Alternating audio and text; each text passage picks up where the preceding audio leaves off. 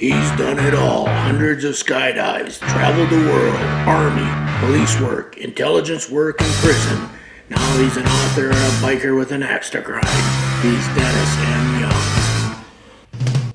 It's December 11th, 2016. I'm Dennis Young for Henchman's Honor. This is the last blog I'll write about the election that I referred to earlier. I had it in writing. It's from the 3rd of November, 5 days before the election. So it's called Trains Can Run in Two Directions. The reason I'm writing these is because there's all this, Trump was an absolutely unpredictable phenomenon. No one seen it coming. Bullshit. A lot of people seen this coming. A lot of people. InfoWars called it. I know tons of people who called it, and I called it myself. I put it in writing, so here's the evidence. You can go check it out on my blog. But here it is. I'll tell it to you if you don't want to read the blog. So trains can run in two directions. I've never said an election is even good before. I viewed them as a pain in the ass that resulted in nothing substantive.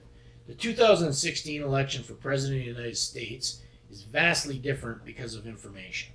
Intelligence operators say that information is the most expensive thing in the world and flows like water in a specific direction. Up. Not anymore. Information is now vast and multi-directional. It can be like a multiple launch rocket system if you're crooked and trying to sneak into power. It is competing information that has defined, changed, and picked the winner in this election, Donald Trump. His rallies bring 20,000 people to Hillary's 300.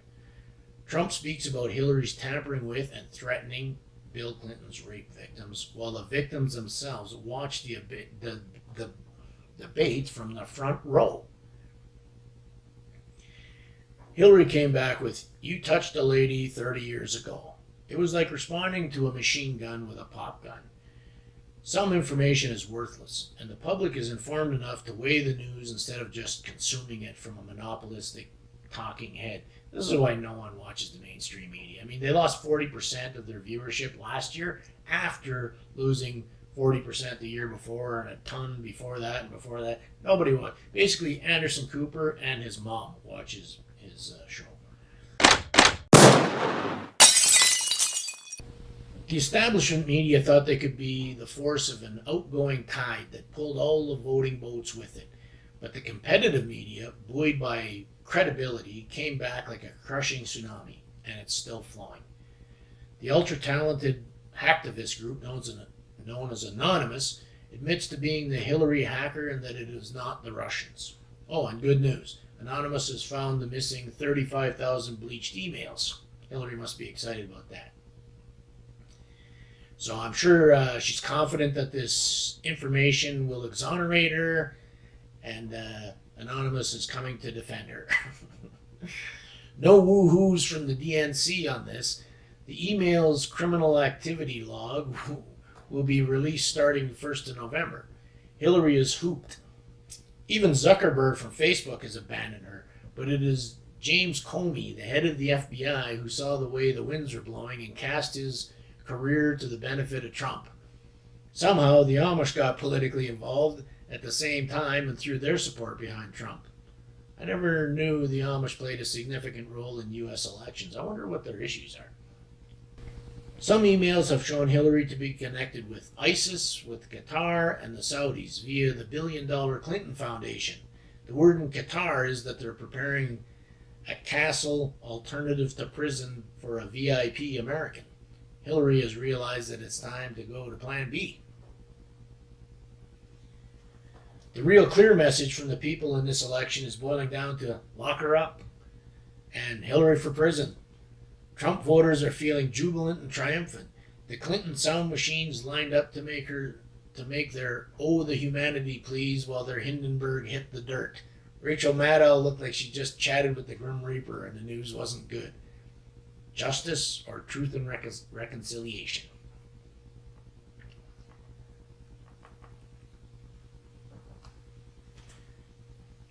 Hillary imploded when she failed to make some sort of deal with WikiLeaker Assange.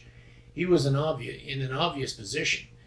Is there a possibility that he would have his freedom if Hillary won? If no, then is there a possibility with Trump as president? If yes, then his position should be, if he loves himself, skewer Hillary and shut up about Trump.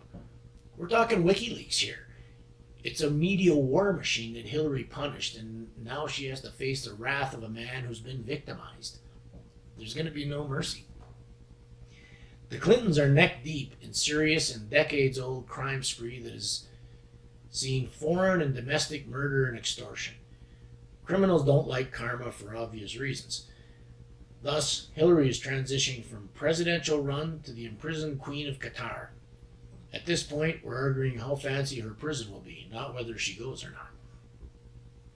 America has gained a lust for its past greatness. I must have looked like Rachel Maddow when Ron Paul ended his campaign. Not because Rachel and I both look like men, but because that feeling that the Hindenburg has irretrievably crashed. Fragments of the freedom vessel, or at least the anti-establishment vessel, have found themselves on the Trump train. I wonder if this is part of a sustained direction. I certainly hope so. Ron Paul and the real media brought an awareness that enabled Trump. Nigel Farage brought an awareness that had the UK reject global tyranny. I have to wonder who's next in this anti-establishment, anti-global banker train. Or, the more ominous question, are these global bankers going to get serious about protecting their criminal cabal and fire a shot that will be heard around the world? Like Assange, they have nothing to lose.